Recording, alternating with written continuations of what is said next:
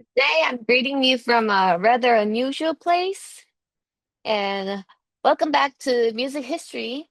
Last time we explored the roots of Western music in ancient Greece and early Christianity. Do you remember? We learned how music moved from public entertainment to sacred practice in the church. Do you remember all the monastery and cathedral? Yes. Today, we are moving into the medieval period, which lasted from around 500 to 1400 CE. This era gave us some of the earliest written music and the foundations of Western musical structure. Western musical structure. What do you think of when you hear the word medieval? Castles, knights, or old churches? Close your eyes for a second. Picture a cold stone monastery, candles flickering, and the distant sound of voices chanting in Latin.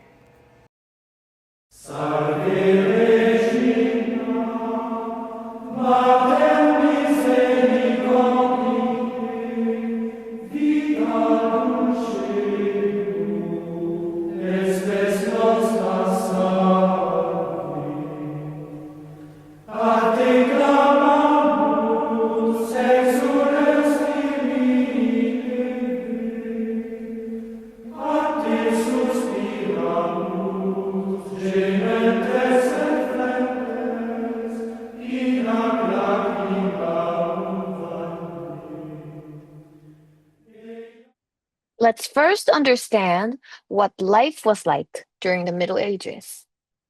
After the Western Roman Empire fell, Europe became a place of small kingdoms, castles, and monasteries. So it means there were not large countries like we have today, but rather many small kingdoms and local lords.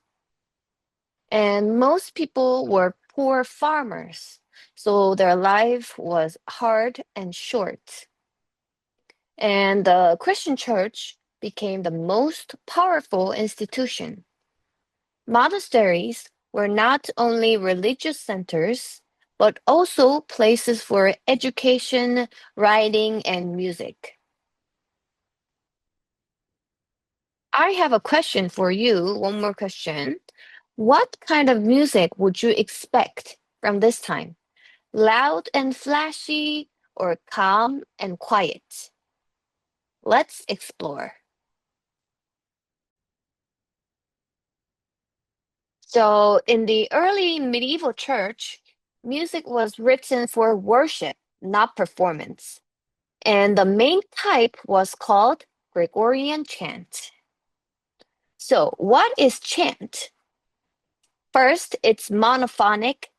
Monophonic means just one melody, no harmony. No harmony, it means no accompaniment, just one line. And second, it is sung a cappella. Like I said just now, without instruments, without accompaniment, just vocals, just voice, and usually by male monks, men monks. And three, the text is in Latin, taken from the Bible.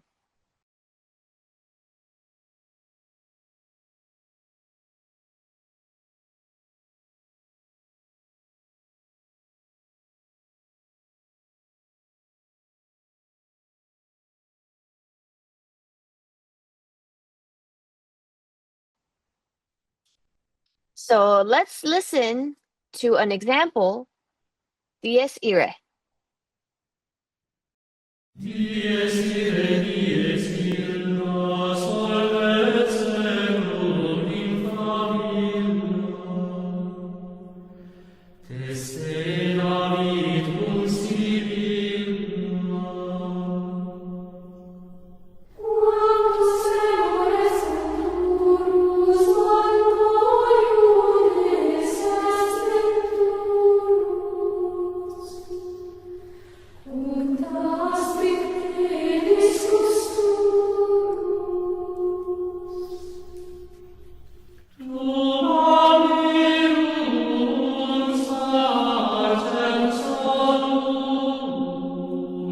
per sepulcra vegitur, cose omnes ante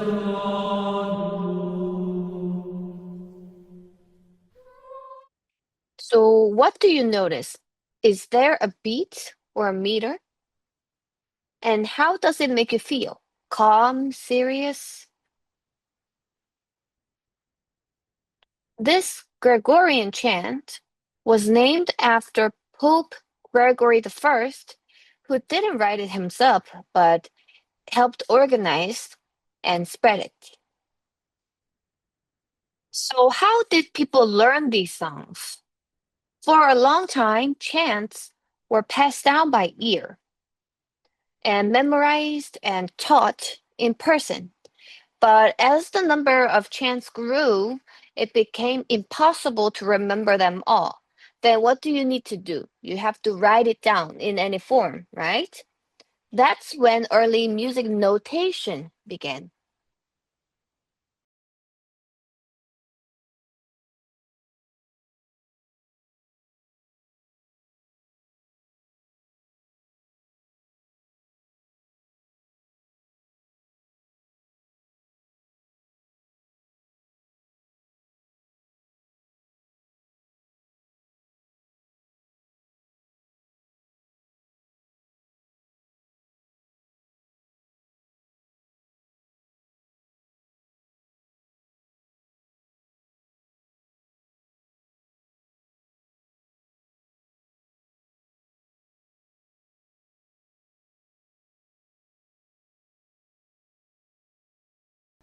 These marks were called neumes, neuma. They show the shape of the melody, not exact pitches. Eventually, lines were added, a 4-line staff with clefs. This was the beginning of written Western music. Can you guess how this melody moves, even if you can't read it? Let's meet two early musical thinkers. Boethius was born around 480 and lived until 524 CE. He was a Roman philosopher who wrote De Institutione Musica, and he divided music into 3 types. First was called Musica Mundana, music of the universe. So it is basically the same that Pythagoras had already talked about. The cosmic order, the universe has its order. And the second one was Musica Humana. So it's a harmony of the human body and soul. So basically, the harmony and the balance of the human body and soul. And the third was Musica Instrumentalis. So this is the music we can actually hear. Music by singing, music by playing some instruments. Second early musical thinker was Isidore of Seville. This person lived from around 560 until 636 CE. He wrote an early encyclopedia called Etymologiae, and he said music was the art of proper measurement and time. These thinkers connected music with science, math, and philosophy, not just sound. Transition to polyphony, from one voice to many. For centuries, chant was monophonic, just one melodic line. But around the 9th century, something new appeared: polyphony. Polyphony is when two or more independent melodies are sung at the same time. At first, this was very simple. This was called organum. So there was one chant line and another line was added above or below it. This organum was the beginning of harmony. So let's listen to early organum. Rex Celi Domine, Maris Uldis Doni, Italis Viti, Squale Dique Soli. I have a question for you. Can you hear two different melodies? Are they moving together?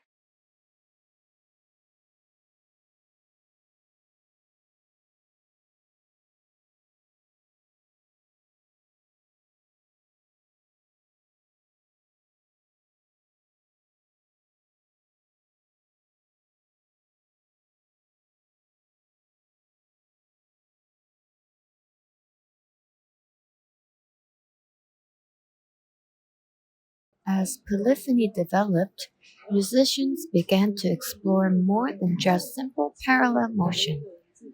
Early organum started with the same melody duplicated at a fixed interval like a fourth or fifth, but over time, the added voice gained more independence. Instead of both voices moving together, one voice might hold a long note while the other moves more freely, creating a richer, more textured sound. These changes mainly happened in church settings where monks experimented with sacred chants, leading to the foundation of Western harmony. Why do you think musicians started adding more voices to chant? How might this have changed the experience of listening to music in a medieval church? Fast forward to the 12th century in Paris. At Notre Dame Cathedral, two composers revolutionized music. This guy, Leonin, wrote two-part organum, and Perotin, this guy, expanded to 3 or 4 parts. Their music was more structured with rhythm and repetition. This was a major step toward modern harmony and meter.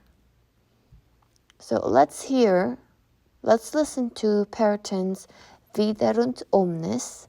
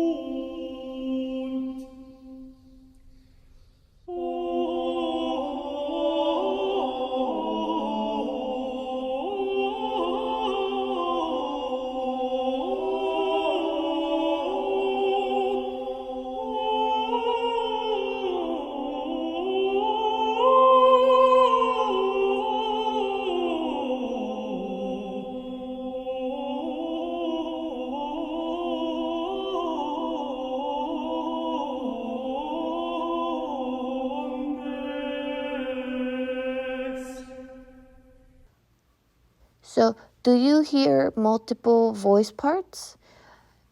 And does it sound more complex than the plain chant before? Let's pause and reflect. In the medieval period, music was mostly sacred, meant for prayer, not performance, not for entertainment.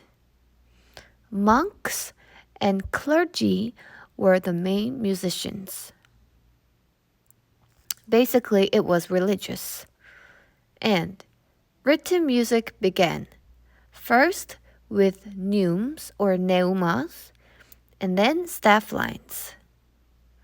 Polyphony developed slowly, starting simple, then growing. Remember organum, leonin, periton. Now I will play two kinds of music side by side.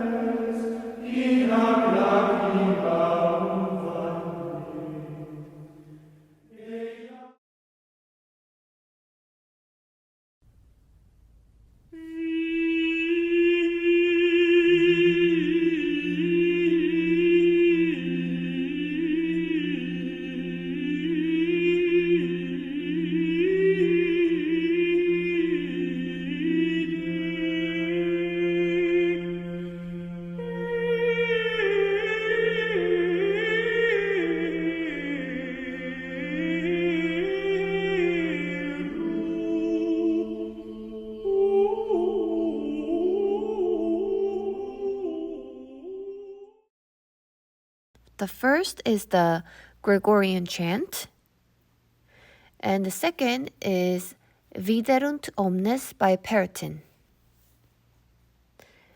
Which one feels more meditative? Which one sounds more modern or dramatic? Can you describe the mood or feeling?